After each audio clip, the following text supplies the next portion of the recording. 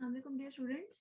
We were studying the general procedure involved in chromatography और इसमें हमारे पास जो नेक्स्ट हेडिंग है that is development of chromatogram. कल हमने पढ़ा था कि डेवलपमेंट वो प्रोसेस है जिसमें हमारा जो सॉल्वेंट है मोबाइल फेज जो है वो फ्लो करती है और कंपोनेंट्स को सेपरेट करती है जब वो पास करती है फिल्टर पेपर के ऊपर से। तो ये प्रोसेस कहलाता है डेवलपमेंट का प्रोसेस।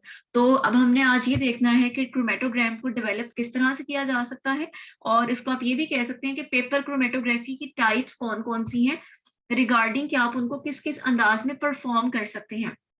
तो उसमें हमारे पास इसको डेवलप करने के 3 वेज आ जाते हैं। फर्स्ट हमारे पास आ जाता है असेंडिंग टेक्निक।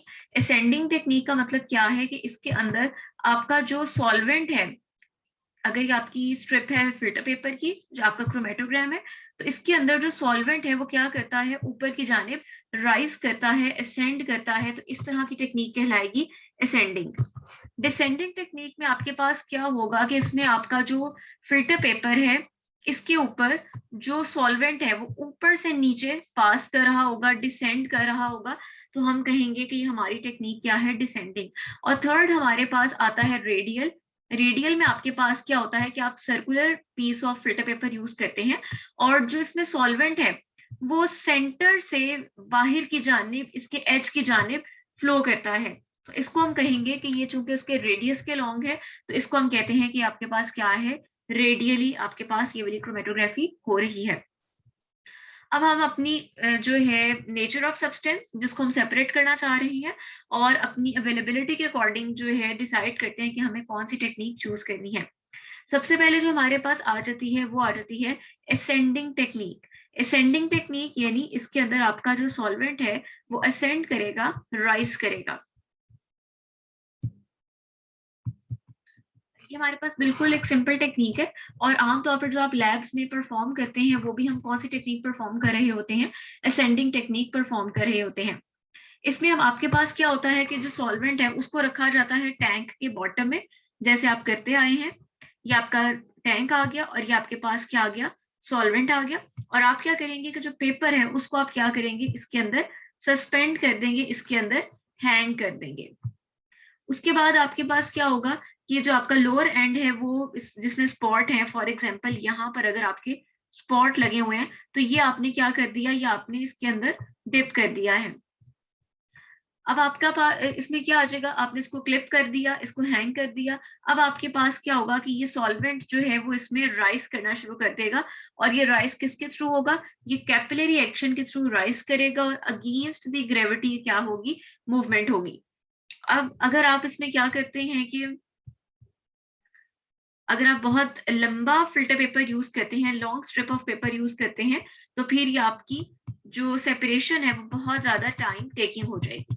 तो यहाँ पर एक तो ये आ जाता है कि आपके पास जो यहाँ सॉल्वेंट है वो मूव करता है against the gravitational force and it rates of movement diminishes with increasing height. यानी अगर आप बहुत ज्यादा फिल्टर पेपर लार्ज साइज का यूज कर लेंगे तो ये प्रोसेस जो है वो बहुत ज्यादा टाइम टेकिंग हो जाएगा और पार्टीशनिंग जो है प्रॉपरली नहीं हो पाएगी।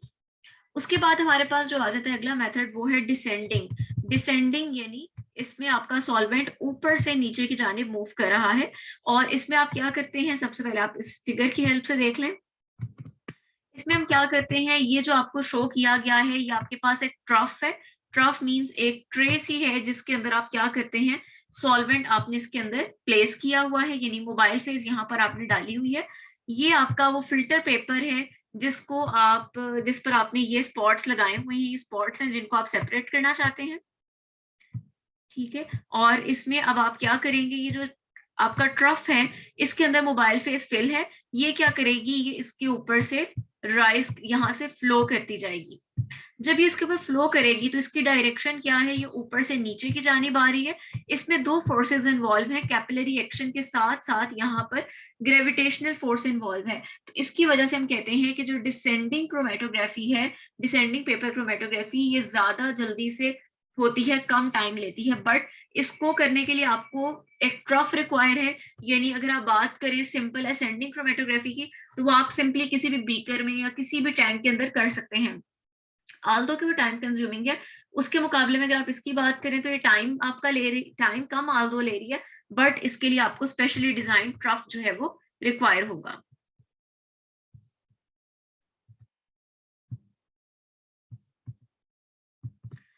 इसको अंडरलाइन कर लीजिए कि इसमें आपकी दो तरह की फोर्सेस इन्वॉल्व होती हैं, ग्रेविटेशनल फोर्स प्लस आपकी कैपिलरी एक्शन। और इसके अंदर ग्रेविटेशनल फोर्स की वजह से क्या होता है, rate of flow of solvent क्या होता है, लार्जर होता है, जिसकी वजह से हम कहते हैं कि हमारा जो क्रोमेटोग्राम है वो शॉर्टर टाइम में जल्दी क्या हो जाएगा, डेवलप हो जाएगा। Since the solvent can be allowed to run off the paper under the influence of gravity, separation can be improved by increasing the effective length of the paper. अब इसमें आप क्या कर सकते हैं, उस ऊपर वाले के उलट है, जितना आप इसमें लंबा पेपर यूज कर लेंगे उतनी ग्रेविटी क्या होगी, ग्रेविटेशनल फोर्स का इन्फ्लुएंस क्या होगा, ज्यादा होगा, और सॉल्वेंट जो है वो रन करते हुए आपकी सेपरेशन जो है उसको कर देगा। नेक्स्ट हमारे पास आ जाती है रेडियल और डिस्क डेवलपमेंट। ये आपके पास क्या है कि इसमें आप क्या यूज करते हैं, आप एक फिल्टर पेपर यूज करते हैं, जो आपका सर्कुलर फिल्टर पेपर आप वो यूज करते हैं। इसका जो दरमियान वाला पार्ट है वहां पर आप एक छोटा सा होल करके यहाँ पर आप क्या करेंगे, एक आप पेपर की ही एक छोटी सी विक बना लेते हैं। विक मींस कि ये आपकी एक छोटी सी स्ट्रिप कह लीजिए, फोल्ड करके आप इसको बनाते हैं। अब आप क्या करेंगे, इसको आप क्या करेंगे, यहाँ नीचे से इधर इंसर्ट कर देंगे, ठीक है, यानी इस सुराख के अंदर आप इसको डाल देंगे।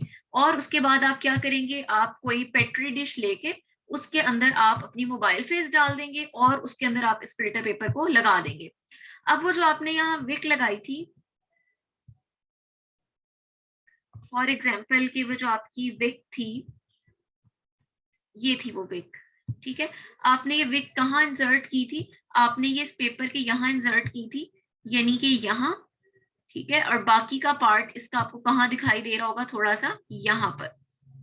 अब होगा क्या कि चूंकि ये भी पेपर की बनी हुई है, अब आपका जैसे ही सॉल्वेंट इसके साथ इंटरेक्ट करेगा, तो ये भी तो पेपर की बनी हुई है, इसके अंदर सॉल्वेंट राइज करेगा। जब इसमें राइज करेगा और ये इससे इन कांटेक्ट होगी, तो आपका सॉल्वेंट इस डायरेक्शन में क्या करेगा, फैलना शुरू कर देगा।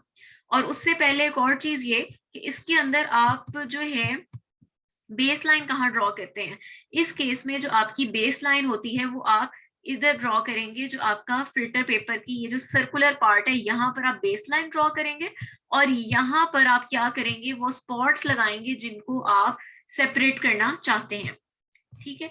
अब आपके पास क्या होगा, अब जब आपका सॉल्वेंट फ्लो करेगा तो वो अपने फ्लो के साथ क्या करेगा, इसको भी पेपर के एजेस की तरफ ले जाएगा। और अब आपकी RF वैल्यू क्या होगी कि यहाँ तक अगर सॉल्वेंट राइज किए तो अब आप इस डायरेक्शन में अपनी RF वैल्यू जो है वो फाइंड करेंगे।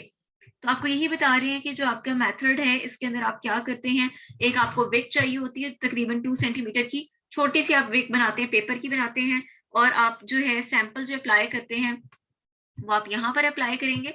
और होगा क्या कि सैंपल जो है वो सेंटर से towards the edge of the paper जो है वो मूव करेगा। इसके लिए मैं आपके साथ एक और स्क्रीन शेयर करती हूँ। यहाँ पर आप देख सकते हैं कि ये आपके पास उन्होंने एक फिल्टर पेपर शो किया है, ठीक है, ये इसका सेंट्रल पॉइंट है, और आपके पास ये जो है विक है जो कि नीचे की साइड पर आप इसके इंसर्ट करेंगे। यहाँ पर आप क्या करेंगे, एक पेंसिल से लाइन लगाएंगे, सर्कल ड्रॉ करेंगे, और यहाँ पर अपने सैंपल के आप क्या लगा लेंगे, स्पॉट्स लगा लेंगे, ठीक है। अब आपके पास ये इस तरह से आप पेट्री डिश उन्होंने दिखाई है, साइड व्यू दिखाया है, डायरेक्शन ऑफ सॉल्वेंट फ्लो ये आप देख सकते हैं, ये सॉल्वेंट है, ये जो आपको रेड से दिखाई दे रही है ये आपकी विक है, और आपके सैंपल का स्पॉट यहाँ लगा हुआ है, और ये आपका फिल्टर पेपर है, ठीक है। अब इस विक से जब ये राइज करेगा और इस पेपर से टच करेगा, तो ये सॉल्वेंट क्या करेगा, इस रुख में फैलना शुरू कर देगा, और साथ में आपके जो सैंपल के कंपोनेंट है उनको भी क्या कर देगा, सेपरेट कर देगा। उसी तरह से जैसे आप उसमें करते हैं कि जब 3/4 राइज हो गया तो आप उसको वहां से निकाल लेते हैं। सिमिलरली जब आप देखेंगे कि सॉल्वेंट यहाँ तक राइज कर गया है तो आप क्या करेंगे, इसको यहाँ सेपरेट कर देंगे। ये जो लाइन है ये सॉल्वेंट फ्रंट की लाइन है, ये पूरी की पूरी, यानी आप सेंटर से, फॉर एग्जाम्पल ये सेंटर है, यहाँ से यहाँ तक का फासला कहलाएगा कि ये आपके सॉल्वेंट फ्रंट का है, और स्पॉट का जहां तक राइज किया गया होगा वो आपको स्पेसिफिक स्पॉट का होगा, और दोनों को डिवाइड करके आप क्या करेंगे, यहाँ से आप इसकी RF वैल्यू कैलकुलेट कर लेंगे। अब हम अगेन दोबारा से अपनी उसी बुक पर चलते हैं।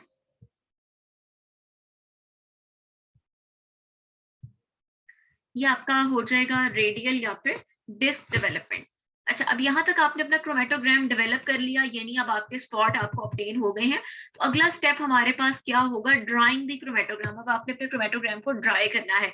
अब आप क्या करेंगे, सॉल्वेंट मूव कर चुका है और अब आपने क्या करना है कि अब आपने अपने सॉल्वेंट की जो पोजीशन है, जहां तक सॉल्वेंट ने राइज किया, उसको आप क्या करेंगे, पेंसिल से मार्क कर लेंगे।